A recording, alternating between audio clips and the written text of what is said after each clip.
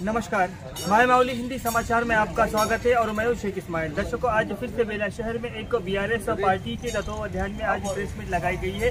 अब यहां पर इन किसानों और बीआरएस पार्टी की तरफ से प्रेस मीट लगाने की वजह साफ तौर पर बताई गई है कि ये कह रहे हैं कि इस तरह से तलमरगु मंडल में रुयारी में कल का जो वातावरण, परसों का जो वातावरण था, जिसके वजह से उन 11 लोगों को जिस तरह से एफआईआर दर्ज की गई है, उन पर केस किए गए हैं, उनके केस को निकाल दिया जाए, क्योंकि जो गवर्नमेंट होती है वो किसानों की, जनता की गवर्नमेंट होती है।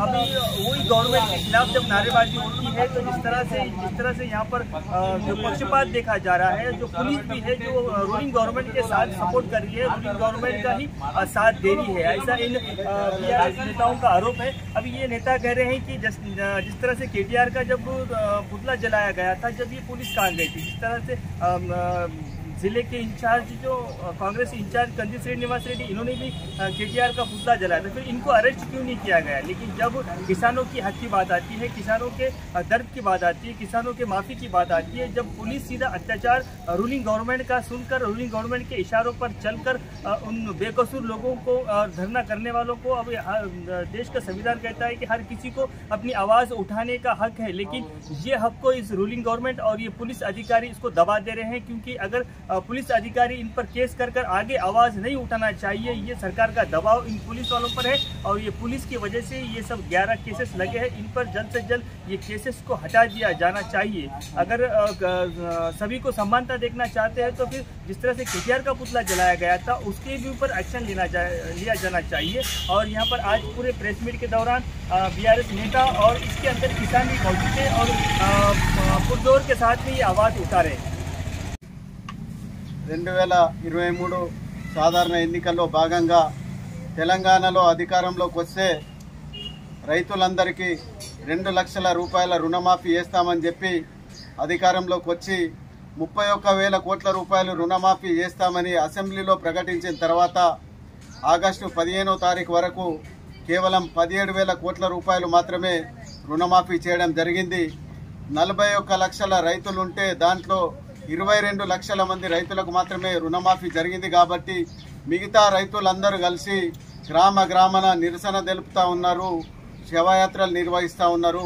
దాంట్లో భాగంగా ఆదిలాబాద్ జిల్లా తలమడుగు మండలంలోని రుయ్యాడి గ్రామంలో పార్టీలకు అతీతంగా రైతులు ముఖ్యమంత్రి గారి శవయాత్ర శాంతియుతంగా నిర్వహించినారు। అలా శాంతియుతంగా ప్రభుత్వ ఆస్తులకు కానీ దేనికి దౌర్జన్యం చేయకుండా శాంతియుతంగా నిరసన నిర్వహించిన వారిపై పోలీస్ యాక్ట్ 30 అమల్లో ఉందని చెప్పి పోలీసులు ఆ శాంతియుత ర్యాలీ నిర్వహించిన రైతులపై కేసు నమోదు చేయడం జరిగింది। దీన్ని మేము బేలా మండల బీఆర్ఎస్ పార్టీ తరఫున మరియు బేలా మండల రైతుల తరఫున ఖండిస్తూ ఉన్నాము। నిజంగా మీరు పోలీస్ 30 యాక్ట్ అమలులో ఉంటే మొన్న వారం రోజుల కిందట లోక ప్రవీణ్ రెడ్డి మరియు కాంగ్రెస్ పార్టీ ఆదిలాబాద్ నియోజకవర్గ ఇన్ఛార్జి కంది శ్రీనివాస్ రెడ్డి గారు కేటీఆర్ గారి దిష్టి బొమ్మ దానం చేసిండ్రు। మరి అప్పుడు లేని పోలీస్ యాక్టు ఇప్పుడెందుకు వచ్చింది? పోలీసులు అనేవారు అందరినీ సమానంగా చూడాలి కాబట్టి మీరు పక్షపాతంతో కాంగ్రెస్ నాయకుల్ని చూసి చూడనట్టు వదిలేస్తూ రైతుల మీద కేసులు బుక్ చేయడం అనేది ఇది చాలా హేయమైన చర్య। మేము దీన్ని ఖండిస్తూ ఉన్నాం। నిరసన అనేది దాదాపుగా ప్రజాస్వామ్యంలో పాలకులు ప్రజా వ్యతిరేక నిర్ణయాలు తీసుకున్నప్పుడు నిరసన తెలపడం కానీ, రైతులు కానీ, ప్రజా సంఘాలు కానీ ఎవరైనా ప్రతి ఒక్కరికి నిరసన తెలిపే హక్కు ఉంది। ఆ విధంగా మీరు కేసు బుక్ చేసేది ఉంటే తెలంగాణ కేసు బుక్ చేయాలి। ఎందుకంటే 15 ఆగస్టు నాడు రైతులందరికీ రుణమాఫీ చేసినా అని చెప్పిన రేవంత్ రెడ్డి మీద మీరు కేసు బుక్ చేయాలి।